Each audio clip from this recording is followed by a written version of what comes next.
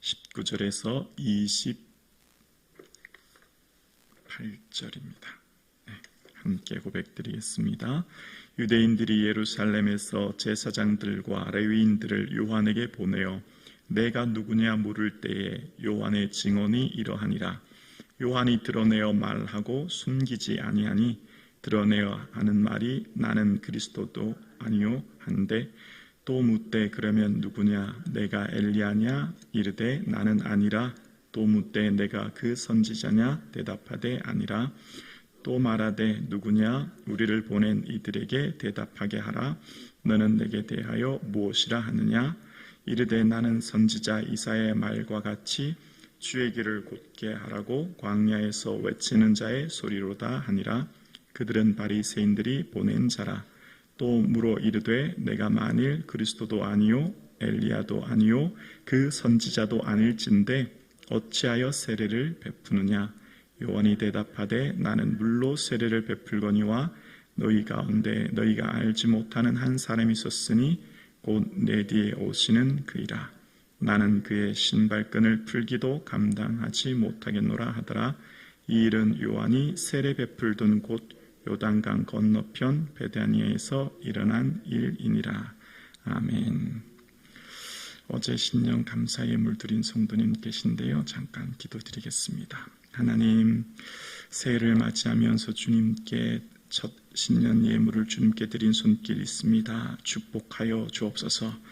삶의 자리에 중심에 주님을 두고 주를 향한 마음의 소원을 품는 거룩한 종과 그 가정을 축복하여 주옵소서.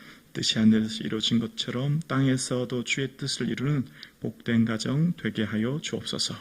예수님의 이름으로 기도드리옵나이다. 아멘. 모든 종교는 땅에서 하늘로, 아래에서 위로, 내재에서 초월을 추구합니다. 그러니까 신들은 대부분 너희가 내게로 오라라는 거죠. 그래서 모든 사람들은 신에게로 도달하기 위해서 각자의 삶에서 모든 종교에서는 어떤 고행이나 어떤 노력을 통해서 신을 찾아갑니다. 그래서 땅에서 하늘로 신을 향해 찾고 구하고 발견하는 그런 구조죠. 그런데 우리 기독교에서는 유일하게 하나님께서 이 땅으로, 하늘에서 땅으로 내려오셨습니다. 초월에서 내재로 하늘에서 땅으로 내려오시고 친히 인간을 만나주셨죠. 그래서 말씀이 육신이 되어 우리 가운데 거하심에 라고 말씀하십니다. 이 거하다 말은 스케네오라는 말은 장막을 치다 이런 의미인데, 구약에서 하나님께서 이스라엘 백성들 가운데 중심에 오셔서 그 장막 가운데 거하셨던 것처럼 이제는 육신을 입고 예수 그리스도께서 이 땅에 오심으로 이스라엘 백성들과 함께 하시죠. 그래서 여러분 기억나십니까? 지난 요한계시록 우리 새벽에 묵상할 때 보좌에 앉으신 이들과 이가 그들 가운데 장막을 치시니 라는 말씀 요한계시록 7장에 나왔지요. 하나님이 친히 그들과 함께 계셔서 장막을 치셨던 것처럼 오늘 이 시대 우리의 삶 가운데 예수 그리스도의 은혜로 주께서 친히 우리와 함께 하시고 은혜 가운데 장막을 치고 계시죠. 자, 그런 가운데 이제 예수 그리스도만이 우리에게 주신 은혜와 진리를 이야기하고요. 오늘 본문에서는 이제 요한이 나는 누구인가에 대한 이야기를 합니다. 예루살렘에 있는 유대인들이, 특별히 대제사장들과 레위인들이 사람을 보냅니다. 그래서 요한이 어떤 사람인가를 묻는데 20절 보실까요? 20절에 요한이 드러내어 말하고 숨기지 아니하니 드러내어 하는 말이 나는 그리스도가 아니라 한데. 자, 예루살렘에 있는 대제사장들과 레위인들이 내가 누구냐 묻습니다. 그래서 요한이 어떻게 하냐면 드러내어 말하고 숨기지 아니하니 라고 얘기했다고 하죠. 숨기다라고 하는 이 원어의 뜻은 거절하다 이런 의미가 있어요. 거절하다. 원어의 뜻은 거절하다인 것입니다. 아르네오마이라고 하는 이 거절은 이 단어가 어디에 쓰여 있냐면 히브리서 11장 24절에 믿음으로 모세는 장성하여 바로의 공주의 아들이라 칭함받기를 거절하고 라고 할 때 그 거절이에요. 그러니까 오늘 본문의 요한은 사람들에게 자신을 거절했다는 겁니다. 뭘 거절했죠? 당신 장차 오실 메시아, 장차 오실 그리스도 맞소?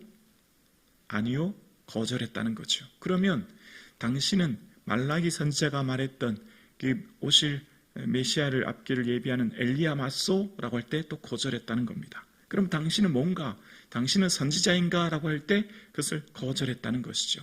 여러분, 오늘날 많은 시대의 흐름은 자신이 얼마나 대단한지를 입증하는 사회 아닙니까?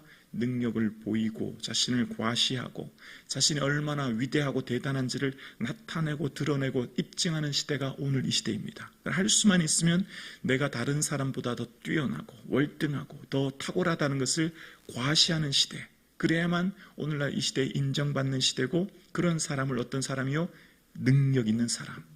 우리는 다 그걸 추구하지 않습니까? 능력주의 사회. 그래서 할 수만 있다면 스펙을, 할 수만 있다면 지식을, 할 수만 있다면 재물을 어떻게든 노력해서 내가 타인보다 우위에 있다는 것을 과시하는 시대. 그런데 오늘 본문의 믿음은 뭐라고요? 믿음은 거절이라는 거예요. 믿음은 시대의 흐름에 떠밀려 가면서 시대의 흐름 가운데서 내가 얼마나 위대하고 내가 얼마나 탁월하고 내가 얼마나 세상에서 대단한 사람인지를 보이는 것을 거절하는 거예요. 왜 거절했을까요? 요한은 왜 스스로를 거절했을까요? 자신을 거절하여 예수 그리스도를 높이기 위해서, 자신을 낮추고 자신은 신발끈 풀기도 감당치 못하는 자임을 고백하며 온전히 누구만 높이기 위해 예수 그리스도만을 높이고 예수 그리스도만을 드러내기 위해서 자신을 거절하는 거죠. 이게 성경의 가치인 거죠. 성경이 우리에게 원하는 거죠. 성경이 우리에게 원하고 바라는 것은 내 존재가 누구냐, 너는 누구냐라고 하는 그 개념은 어디서 찾죠? 성경에서 정의하는 나를 찾아야 됩니다. 세상에서 많은 사람들이 나는 누구냐라고 하는 인문학적 정의를 찾지만 세상에서 말하는 그런 정의가 아니라 성경에서 나는 누구냐라고 하는 것을 찾아야 하는데요. 성경에서 이 요한은 계속해서 아니란 말을 세 번 해서 반복해서 이야기합니다. 거절하고 거부합니다. 부인하죠. 그러면서 자기 자신에 대해서 무엇이라고 얘기하냐면 23절에 보실까요?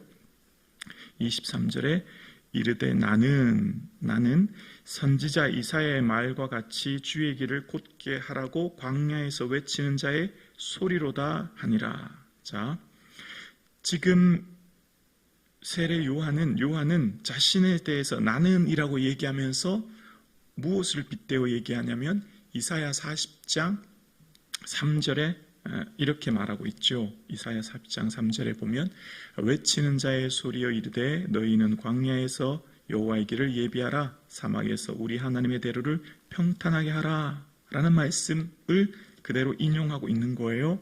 나는 700년 전 이사야 선지자가 했던 그 고백처럼 나는 주님의 오시는 길을 예비하는 광야에서 외치는 자의 소리입니다 라고 고백하고 있습니다. 여러분, 여기 등장하는 소리, 포네라고 하는 것은요, 생물이 내는 소리입니다. 그러니까 살아있는 것이 동물이든 사람이든, 동물은 울부짖음일 것이고 사람은 말이라고 할 수 있을 텐데요, 모든 소리를 총칭하는 거예요. 여러분, 소리는 어떻게 됩니까? 사라집니다. 음파이지 않습니까? 제가 오늘 설교하지만 설교는 오늘 영상으로 녹화되지 않으면 여기 계신 분들 외에는 듣지 못하죠. 오늘 제가 하는 설교의 말은 다 사라지죠. 소리는 사라지지 않습니까? 글은 남아있겠지요. 글은 시간이 흘러도 수백, 수십 년 시간이 지나도 남아있겠지요. 여러분, 나를 어떻게 정의하냐가 아주 중요한데요. 세례 요한은 여러분, 그가 흔히 많은 사람들이 말하는 자신을 선지자라고도 얘기하지 않아요. 자신을 소리라고 표현하고 있어요. 그냥 바람처럼 사라지는 존재. 나는 아무것도 아니라는 거예요. 이 고백이, 이 세례 요한이 하는 이 고백이 얼마나 대단한 고백입니까? 예수님의 오실 길을 예비하는 여자가 낳은 자 중에 가장 큰 자인 그는 스스로를 바람처럼 사라지는 존재, 소리라고 표현하고 있어요. 어떻게 이렇게 고백할 수 있죠? 이것은 바로 이사야 선지자의 고백을 인용했기 때문이에요. 성경으로부터 나를 정의하는 게 진짜 나인 거죠. 세상의 기준과 세상의 규정으로 나를 정의하고 바라보는 것이 아니라 성경에서 나에게 우리 인생을 무엇이라고 말하는지를 내가 깨닫고 알므로 나의 삶을 고백하는 거죠. 나는 이라고 표현한 이 표현 속에서 이사야 선지자의 고백을 그대로 인용하는 것입니다. 주의 길을 예비하는 자, 광야에서 외치는 자의 소리라고 자신을 표현하고 있어요. 나는 아무것도 아닙니다. 나는 무익한 종입니다. 나는 소리입니다. 이 고백이 저와 여러분의 고백 되기를 주의 이름으로 축원합니다. 자, 교회 공동체든 어떤 공동체든 어떤 모임이든 어떤 단체든 문제와 어려움이 생기는 그 근원에는 뭐가 있을까요? 자신을 무시할 때 그 안에 섭섭하게 되고 그 안에 인정받지 못하는 것 때문에 그 공동체가 어려움이 생깁니다. 내가 누군데 감히 나를 이렇게 생각해 라고 하는 것. 근데 성경에서 말하는 나는 뭐라고요? 소리라는 겁니다. 바람처럼 사라지는 존재, 아무것도 아니라는 거죠. 그게 성경에서 말하는 나이고 오늘 세례 요한이 자기 자신을 향해 자신은 외치는 자의 소리일 뿐이라고 이야기하고 있습니다.